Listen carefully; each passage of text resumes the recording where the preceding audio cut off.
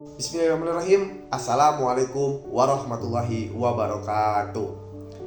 Perkenalkan, nama saya Gusman Nurjian Syarahmani dengan NPM 22350738, jurusan Ilmu Politik, Fakultas Ilmu Sosial dan Ilmu Politik, Universitas Siliwangi tahun 2022. Di sini saya akan menjelaskan mengenai birokrasi dimulai dari pengertian secara umum menurut para ahli, pengalaman saya ketika menjalani proses birokrasi, mengkorelasikan birokrasi yang pernah saya alami dengan konsep birokrasi dari para ahli, serta di sini juga saya akan menjelaskan mengenai reformasi birokrasi yang terjadi di negara kita, yaitu negara Indonesia.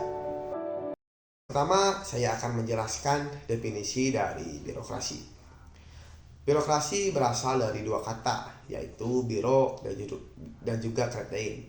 Biro berarti meja dan juga kretein berarti kekuasaan, yang mana bila diartikan birokrasi adalah kekuasaan di atas meja. Sedangkan menurut para ahli, yang pertama menurut Hegel, birokrasi merupakan suatu proses yang menjembatani antara kepentingan negara atau pemerintah dengan kepentingan masyarakat, di mana masyarakat tersebut terdiri dari kelompok-kelompok profesional, usahawan, dan lain-lain, yang mana mewakili kepentingan khusus ataupun kepentingan partikular. Yang kedua, birokrasi menurut pandangan dari Weber. Weber mengatakan bahwasanya birokrasi harus dijalankan secara hierarki ataupun berjenjang vertikal, dan komunikasi antar pekerja harus bersifat terbatas. Menurut Weber juga, peraturan dalam sebuah birokrasi merupakan hal yang sangat penting dan harus diutamakan, serta menganggap bahwasanya birokrasi harus digunakan dalam pekerjaan untuk mengorganisasikan pekerjaan secara teratur. Sedangkan menurut Karl Marx, atau bisa disebut sebagai Bapak Sosialis atau Bapak Komunis, birokrasi bukan merupakan hal yang netral dalam politik.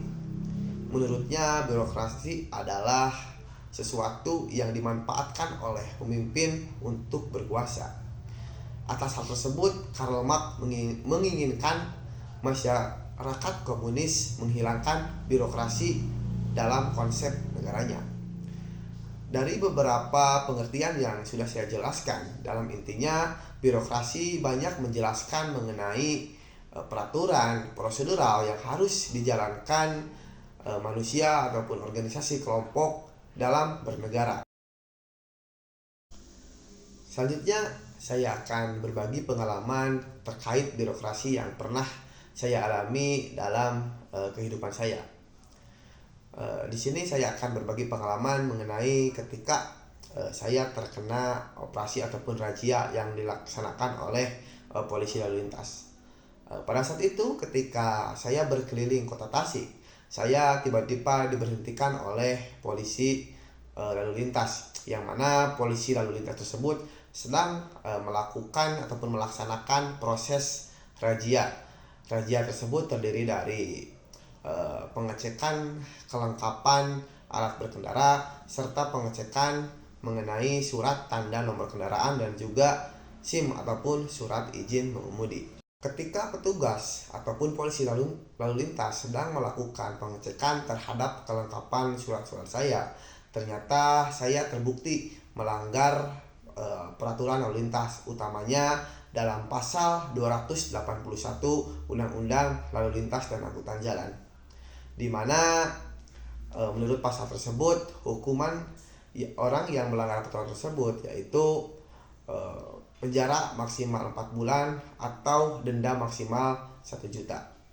Pada saat itu, pihak polisi yang bertugas merazia menawarkan kepada saya untuk membayar denda uang di tempat sebesar 250.000 atau melakukan proses persidangan yang akan dilaksanakan di Kejaksaan Negeri Kota Tasikmalaya. Setelah berbincang lama dengan pihak petugas, saya pun memutuskan untuk melakukan proses persidangan di kejaksaan, yang mana proses persidangan tersebut akan dilaksanakan setelah 2 minggu dari kejadian.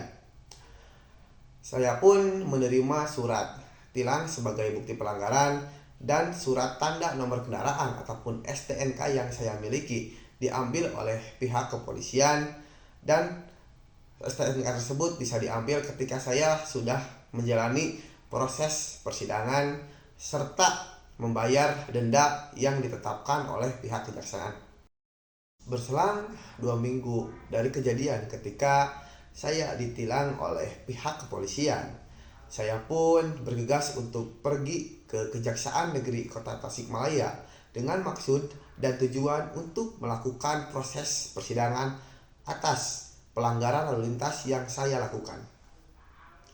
Akan tetapi ketika saya datang di Kejaksaan Negeri Kota Tasikmalaya, saya tidak diarahkan untuk melakukan proses persidangan. Akan tetapi saya hanya diarahkan untuk menuju ke loket ataupun kasir Kejaksaan Negeri Kota Tasikmalaya. Di sana saya pun membayar uang denda yang sudah ditetapkan kepada saya sekitar Rp50.000 serta surat tanda nomor kendaraan ataupun STNK yang pada awalnya ditahan oleh pihak kepolisian dan kejaksaan kembali diberikan kepada saya, serta surat tilang yang saya terima dari pihak kepolisian saya berikan kepada pihak Kejaksaan Negeri Kota Tasikmalaya.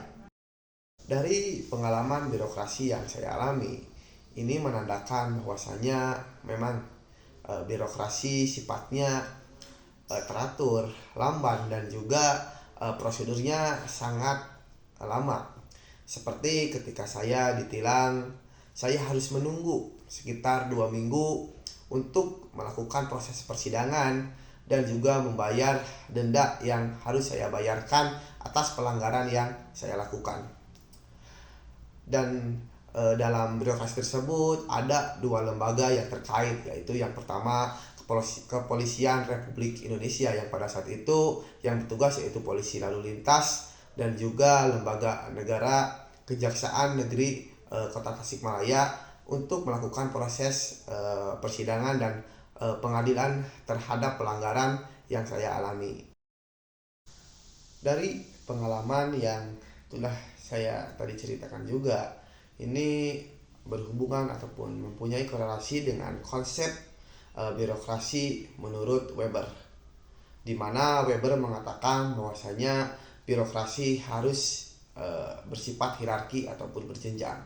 Dan pada saat itu saya juga mempunyai jenjang ataupun hierarki, di mana pada awal saat saya ditilang oleh petugas yaitu Polantas ataupun Polisi Lalu Lintas. Akan tetapi ketika saya masuk dalam proses persidangan, lembaga yang mengurus persidangan tersebut bukanlah dari Polantas, akan tetapi dari Kejaksaan Negeri Kota Tasikmalaya.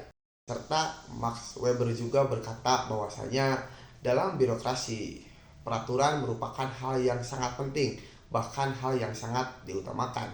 Sedangkan pada saat itu saya juga terbukti melanggar peraturan lalu lintas dalam pasal 281 Undang-Undang Lalu Lintas dan Angkutan Jalan, di mana pada saat itu mengharuskan saya untuk melakukan proses birokrasi yang berjenjang.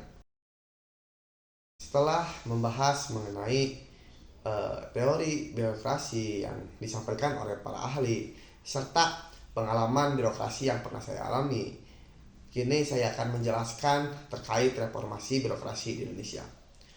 Reformasi birokrasi merupakan upaya ataupun rangkaian pemerintah dalam meningkatkan ataupun mencapai good governance ataupun pemerintahan yang baik, atau melakukan pembaharuan ataupun perubahan terhadap sistem tata kelola penyelenggaraan pemerintah serta memperbaiki pelayanan publik guna mewujudkan good governance ataupun pemerintahan yang baik. Pada zaman Orde Baru, birokrasi hanya dimanfaatkan ataupun dibangun oleh masyarakat untuk kepentingan para penguasa dalam memperkuat statusnya sebagai penguasa. terbukti dengan banyaknya praktik KKN maupun korupsi, kolusi dan juga nepotisme. Pada era reformasi, pemerintah mempunyai tantangan untuk memperbaharui sistem birokrasi ataupun reformasi birokrasi. Pada saat itu, pemerintah sampai mengamandemen Undang-Undang Dasar 1945 sebanyak 4 kali, yaitu pada tahun 1999, tahun 2000, 2001 dan juga 2002, serta menghapus sentralisasi dan juga mengeluarkan kebijakan desentralisasi, dan ada kebijakan yaitu otonomi daerah, yang mana hal tersebut dimaksud dan mempunyai tujuan untuk menyelenggarakan pemerintahan yang baik serta mencapai tujuan dari reformasi birokrasi yaitu good governance. Hingga saat ini, pemerintah Indonesia terus gencar untuk melakukan reformasi birokrasi. Bahkan di Indonesia sampai membuat kementerian sendiri untuk menangani reformasi birokrasi, yaitu dengan adanya Menteri Pemberdayagunaan Aparatur Negara Reformasi Birokrasi, di mana hal tersebut menguatkan tekad pemerintah Indonesia untuk melakukan reformasi birokrasi, di mana hal tersebut bertujuan untuk memperbarui sistem birokrasi di Indonesia agar menjadi lebih baik dan juga pelayanan publik yang ada di Indonesia semakin membaik dan dapat bermanfaat bagi masyarakat. Akan tetapi pada saat ini, reformasi birokrasi yang diselenggarakan oleh pemerintah negara Republik Indonesia belum sepenuhnya sukses. Terbukti dengan masih banyaknya praktik KKN yang terjadi di negara Indonesia, serta masih jeleknya pelayanan publik yang ada di negara Indonesia.